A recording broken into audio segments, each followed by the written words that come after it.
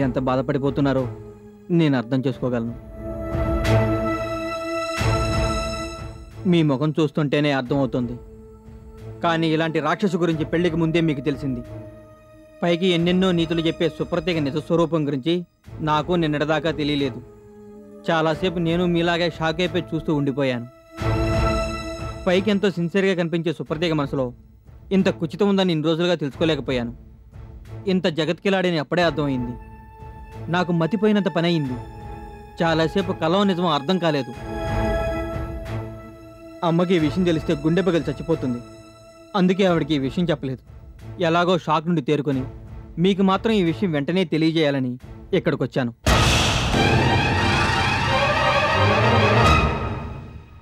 మీ డబ్బు మీకు తిరిగప్పచెప్పేదాకా నాకు నిద్ర పట్టదు. అందులో రూపాయి కూడా ముట్టుకోలేదు. మీరు లెక్క పెట్టుకోండి. అంతేకాదు, నేను చెప్పింది నిజమని మీకు నమ్మకం కుదరాలంటే నోట్ల మీద ఉన్న నంబర్లన్నీ వెరిఫై చేసుకోండి.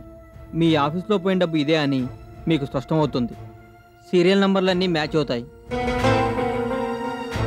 ఇంతకన్నా నేను మీకేం చెప్పలేను. మీ ఎదురుగా నిలబడి ఉండాలంటేనే నాకు ఏదోలాగా ఉంది.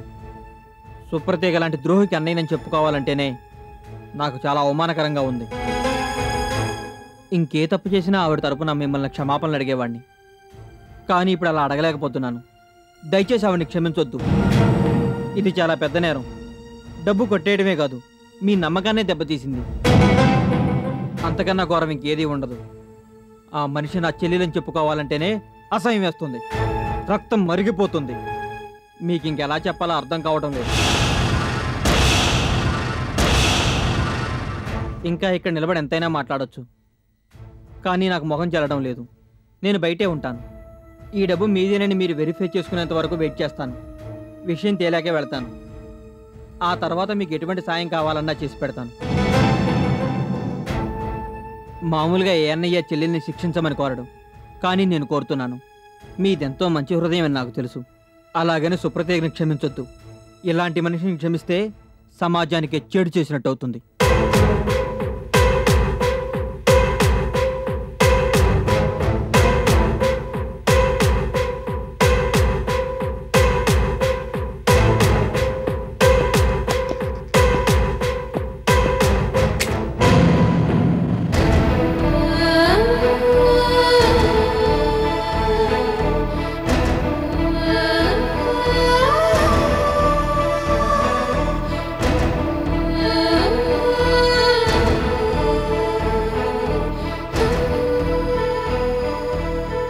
సేఫ్టీ లాకర్లో 2 లక్షల రూపాయలు ఉండాలి సార్.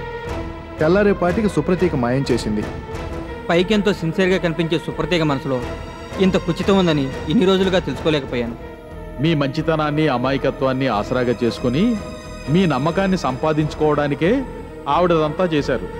ఒకవేళ అంతగా ఎవరైనా ఆరాధిస్తే తను ఎలాగైనా నచ్చ చెప్తానని చెప్పింది.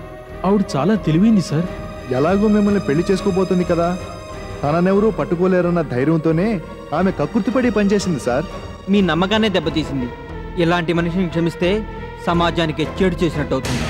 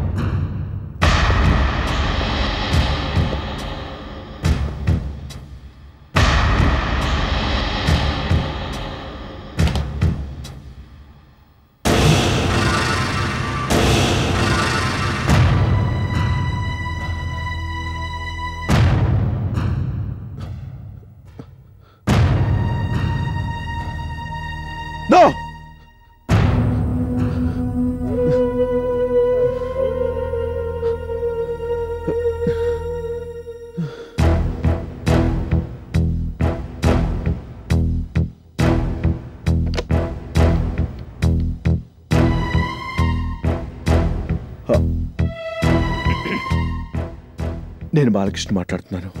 మురళీధర్ సుందరం రావుల్ని వెంటనే రమ్మని చెప్పు.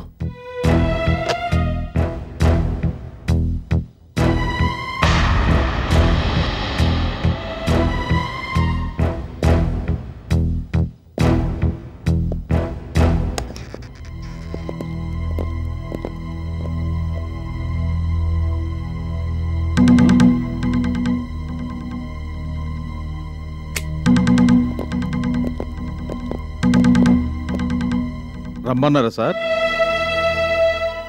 ఎస్, ఇందాక సుప్రతీక్ గారు అన్నయ్య రవి ఈ డబ్బు తీసుకొచ్చి ఇచ్చెళ్ళారు. మన ఆఫీస్ డబ్బుని స్పష్టంగా చెప్పారు. మన దగ్గర పోయిన డబ్బు సీరియల్ నంబర్లు గుర్తున్నాయి కదా? ఉన్నాయి సార్, వాటిని రిజిస్టర్లో నోట్ చేసి ఉంచాం. వెళ్ళి తీసుకురా. ఓకే.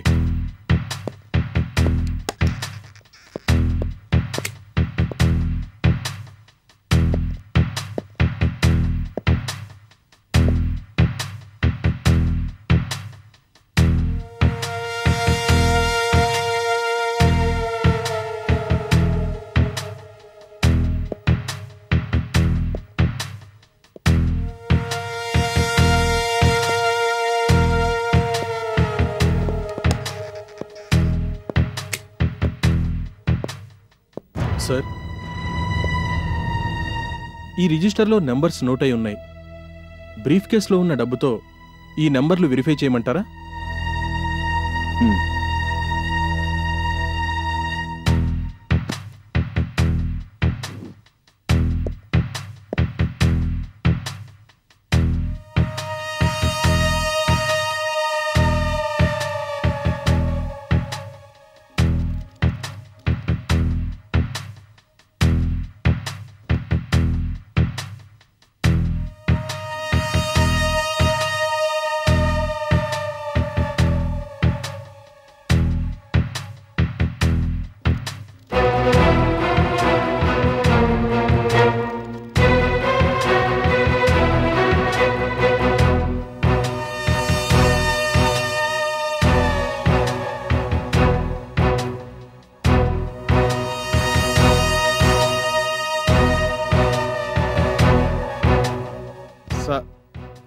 సార్,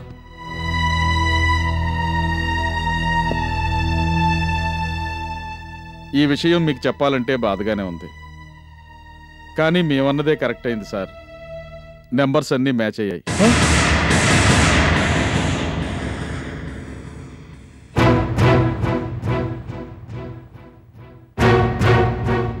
ఇది మన ఆఫీసు డబ్బే. రవి ఈ డబ్బు తీసుకొచ్చి ఇచ్చాడంటే ఖచ్చితంగా సుప్రతకే ఈ డబ్బు కాజేసి ఇంటికి తీసుకెళ్ళినట్టుగా ప్రూవ్ అవుతోంది. ఇప్పటికైనా మా మాటలు నమ్మండి సార్. మిమ్మల్ని ఎంతో తెలివిగా నమ్మించి మోసం చేసింది. ఈ నమ్మక ద్రోహి గురించి పెళ్లికి ముందే మీకు తెలియటం మనందరి అదృష్టం సార్.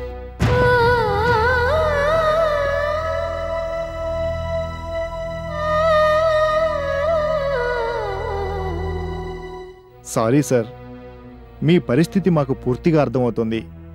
ఆవేశంలో ఏదేదో మాట్లాడుతున్నాం. ఈ పరిస్థితుల్లో ఏం చేయాలో మీకు బాగా తెలుసు. అవును sir, we will leave you alone. మీ బాధను చూసి మేము తట్టుకోలేకపోతున్నాం. మీరు పర్మిషన్ ఇస్తే వెళ్ళిపోతాం సార్.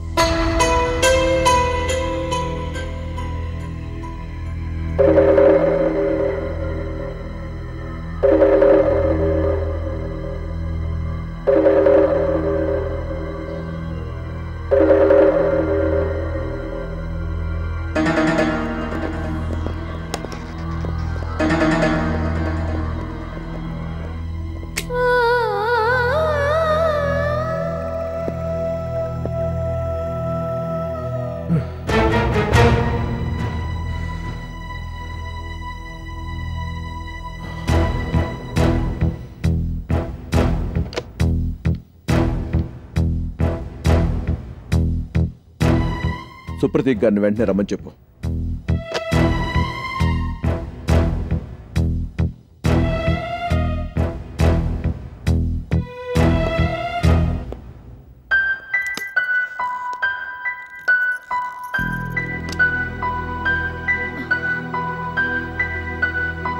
మీకు డబ్బు అవసరం ఉంటే నన్ను అడిగే పని, ఎంత కావాలన్నా ఇచ్చేవాణ్ణి.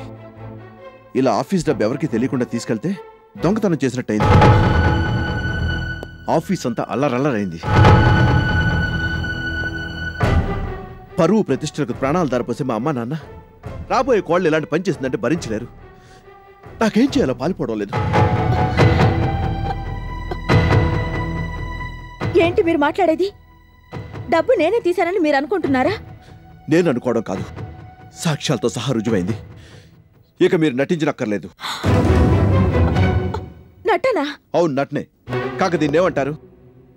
ఇన్ని రోజులుగా ఎంతో అమాయకత్వాన్ని, సిన్సియారిటీ నటించి ఆఖరికి మీరు చేసే పనిదా? మీకు డబ్బు అంత అవసరం ఉంటే నాకు ఒక మాట చెప్తే సరిపోయేది కదా. ఇలా కక్కుతు పడ్డం దేనికి?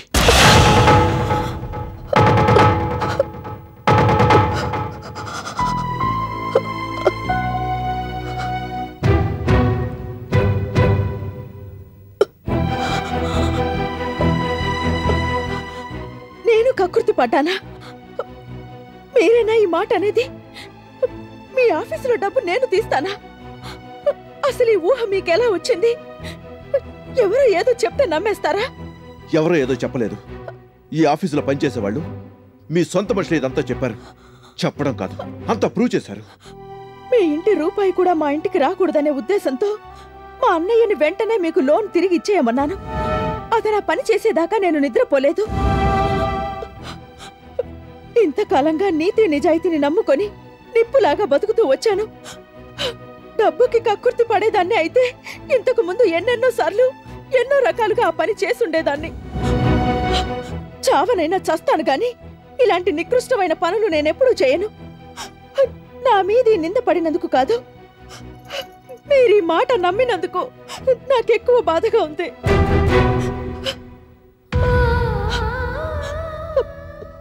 ఒక్కసారి ఆలోచించండి. నన్ను మీరు దొంగ అంటున్నారా? డోంట్ యు నో మీ? నా గురించి అన్నీ తెలుసన్నారు, నన్ను పూర్తిగా అర్థం చేసుకున్నారన్నారు, పెళ్లి చేసుకోమని నా చుట్టూ తిరిగారు. ఇప్పుడు ఇలా నా గురించి మీరే ఇంత అసహ్యంగా మాట్లాడతారా? ఇప్పుడు మీ నిజ స్వరూపం బయటపడింది కాబట్టి ఇలా మాట్లాడాల్సి వచ్చింది. ఇంతకు ముందు మీ నటంతో మమ్మల్ని అందరినీ మైమరిపించి పురిపించారు. అందుకే ఏమీ తెలుసుకోలేకపోయాను. Stop it!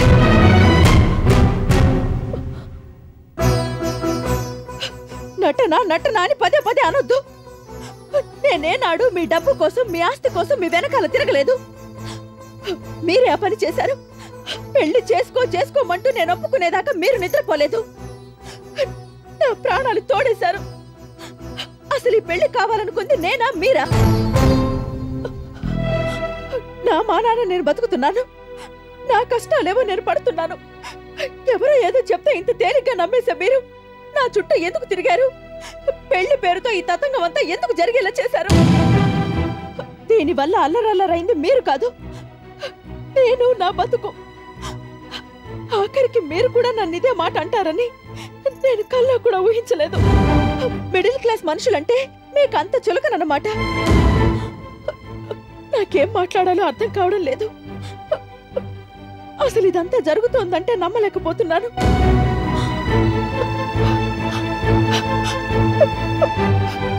I'm utterly disappointed and disgusted. I didn't expect this from you. ఇదే ఈ నటంతోనే, ఈ ఏడుపులతోనే అందరిని నమ్మించారు. అయినా మాట అనాల్సింది నేను. దొంగతనం చేసింది కాక ఇంకా మీరింత నిర్భయంగా మాట్లాడుతున్నారంటే హ్యాట్స్ ఆఫ్.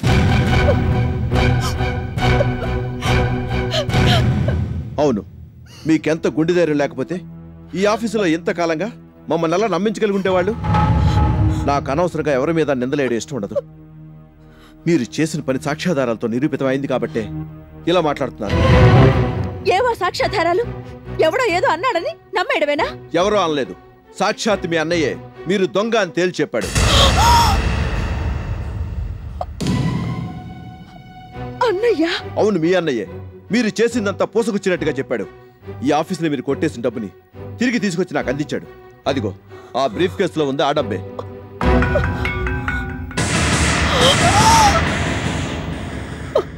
అయినా మీతో ఈ ఆర్గ్యుమెంట్ అంతా దేనికి?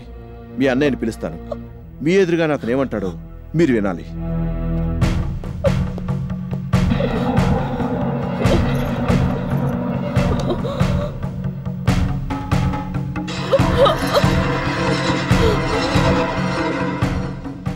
రవి గారిని వెంటనే రమ్మను.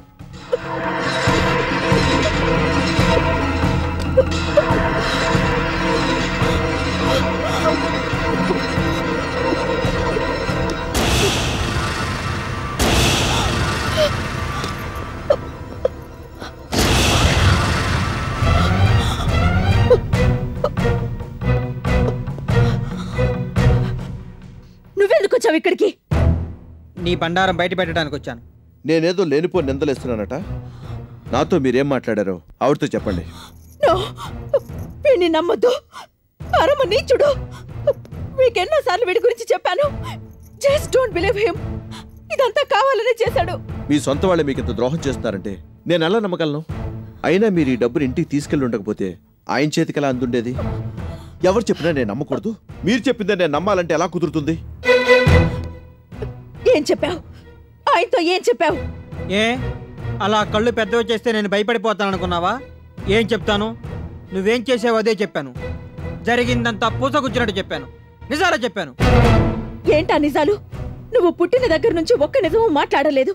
చెల్లెల జీవితాన్ని బండల పాలు చేసి నువ్వేం పావుకుంటావో నాకు అర్థం కావడం లేదు. చెప్పు, నా కళ్ళలోకి సూటిగా చూసి చెప్పు. ఆ నిజాలేంటో నేను తెలుసుకుంటాను. అన్నీ తెలిసి కూడా తెలియనట్టు నటిస్తే నేనేం చేయగలను? ఈవిడిప్పుడు పెద్ద సీన్ క్రియేట్ చేస్తుంది. జరిగిందంతా మీకు చెప్పాను కదా. లేదు, ఆవిడ ఎదురుగా మళ్ళీ చెప్పండి. నేను వద్దంటున్నా వినకుండా ఆఫీస్లో దొంగతనం చేసిన డబ్బుని నా కంటగట్టింది.